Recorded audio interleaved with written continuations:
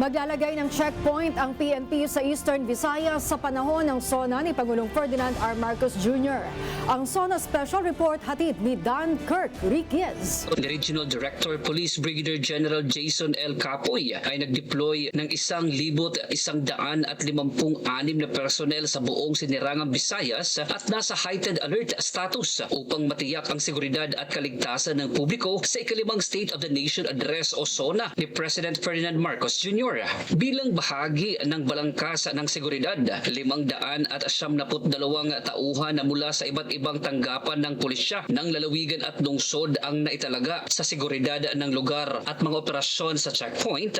Mahigit 300 na tauhan ang inilagay sa standby para sa Civil Disturbance Management o CDM, habang 101 tauhan ang itinalaga para sa covert security at quick response teams.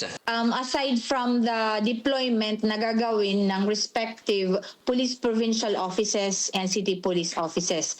Kasi dito sa regional office, meron yan tayo naka-standby na RSSF. Ready for deployment to any concerned unit as necessary. Upang higit pang palakasin ang mga operasyon sa seguridad, nag-deploy din ng mga regional support units sa kabilang ang 50 tauhan mula sa Regional Intelligence Unit 8, 38 tauhan mula sa Explosive Ordnance Disposal and K9 Unit, 37 tauhan mula sa Regional Maritime Unit 8, 27 tauhan mula sa Regional Highway Patrol Unit 8 at 3 tauhan mula sa Regional Medical and Dental Unit 8. Ang PRO 8 ay maingat na inihanda ang kanilang seguridad upang maghanda para sa mas mataas na bilang ng mga tao at posibleng pagsasagawa ng mga pampublikong pagtitipon habang pinoprotektahan ang pampublikong infrastruktura at mga pangunang kalsada. Mananatili ang Police Regional Office 8 sa heightened alert status hanggang matapos ang SONA ng Presidente. Tinitiyak ang patuloy na presensya ng pulisya, kahandaan sa operasyon at mabilis na kakayahan sa pagtugon sa buong rehiyon. Maliban dito ay meron ding ginagawang monitoring ang PRO 8 sa iba't ibang social media platform.